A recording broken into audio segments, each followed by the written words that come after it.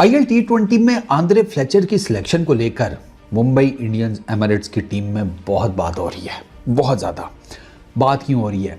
Fletcher की उम्र है 38 ईयर्स, 38 ईयर्स प्लस, यानी कि ठीक है डे शेज भी होंगे।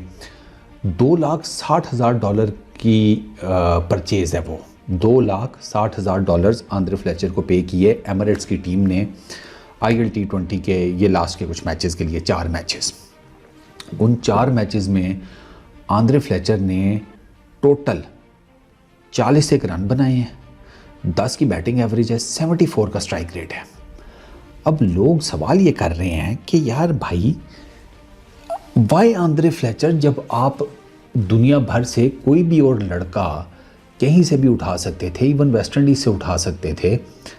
वेस्ट इंडीज़ के कई प्लेयर्स हैं ना जो इस टाइम नहीं कहीं पर भी बिजी, तो आप उनको लेकर आ सकते थे। आंद्रे फ्लेचर का टाइम तो गुजर गया, वो एक ज़माने में था बड़ा पावरफुल किस्म का हिटर, लेकिन अब 38 ईयर्स ओल्ड और उससे बैटिंग नहीं होती, और वो सबने देख भी लिया।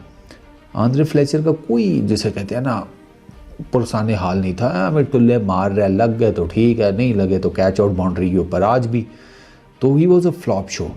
तो अब उसके ऊपर ना क्वेश्चन पता है लोग क्या कर रहे हैं, वो लोग ये सवाल कर रहे हैं कि भाई ये जितनी भी T20 लीग्स हैं ना, इनमें से काफ़ी सारी ऐसी हैं कि जो सिर्फ़ और सिर्फ फिक्सिंग के लिए और ब्लैक मनी को वाइट मनी में कन्वर्ट करने के लिए यूज़ होती हैं, इवन मनी लॉन्ड्रिंग भी। तो ये इस किस्म के इल्ज़ामात लग रहे हैं लीग्स के ऊपर, T20 लीग्स के ऊपर।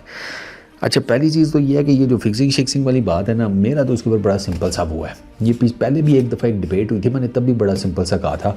मैंने कहा यार कि देखो, अगर तो आपको ये लगता है ना कि दुनिया की कोई ऐसी लीग हो कि जिसमें मतलब मैचेस पे जुआ शुआ ना लगता हो, तो मैंने कहा आपसे बड़ा बेवकूफ़ कोई नहीं है। मैंने कहा ये T20 बड़ा रैपिडली होता है मैच, हर बॉल के ऊपर पैसा लगता है, ठीक है, हर बॉल के ऊपर जुआ लगता है, और 40 ओवर्स में टोटल जो है तीन एक घंटे की मोटा मोटा कर लें, 3-3.5 घंटे की टोटल कार्रवाई है, और जनाब अरबों रुपया आगे पीछे जुए की मद में हो जाता है। ये एक इस्टेब्लिश्ड फैक्ट है, हम सबको पता है।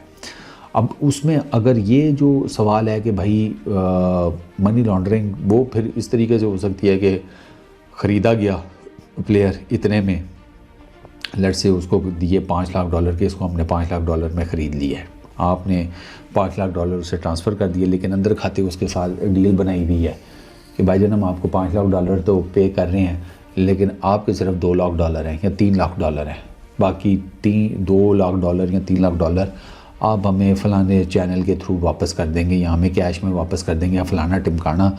ये दुनिया जो है ना भाई, आप ये कुछ छोटी नहीं है, ये दीज आर बेसिकली एक्यूजिशंस, ये इल्ज़ामात हैं। लेकिन मुझे बिल्कुल भी हैरानगी नहीं होगी कि अगर ये इल्ज़ामात सच्चे साबित हो जाएं। आप दुनिया भर में देख लें ना किस तरह की कार्रवाइयाँ डल रही हैं, किस तरह का निज़ाम चलता है। ये सारी चीज़ें ये आगे पीछे आप ही के होती हैं।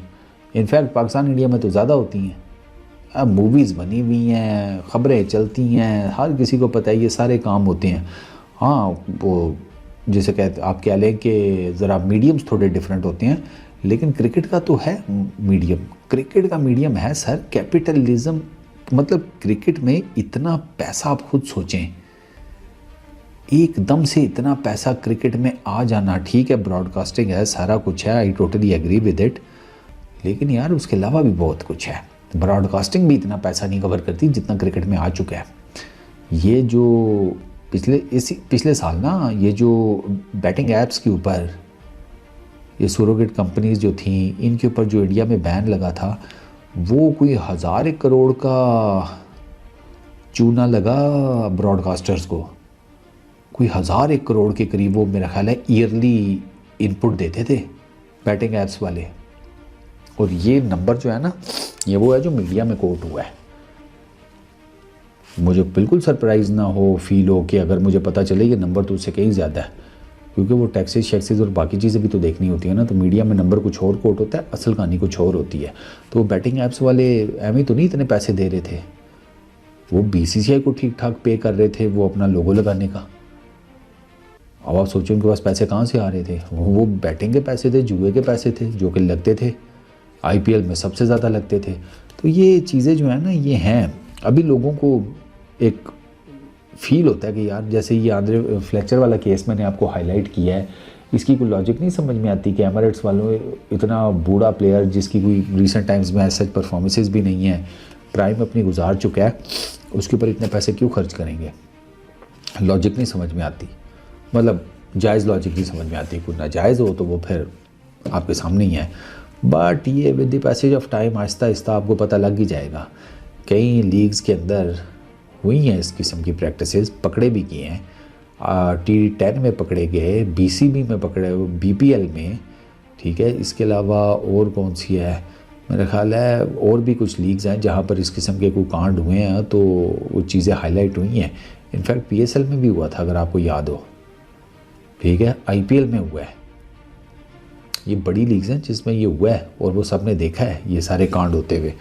तो अब क्या करें भैया, लोगों ने जब पैसे को अपना खुदा या भगवान बना लिया है तो अब फिर यही होगा। जायज़ नाजायज़ तरीके से कोई नहीं देखता, हर किसी को बस पैसा कमाना है, वो जिस भी तरह से आए, लोगों को फ़र्क नहीं पड़ता वो किसी के साथ जायज़ करके पैसे कमा रहे हैं या नाजायज़ करके, लोगों को बस पैसा चाहिए।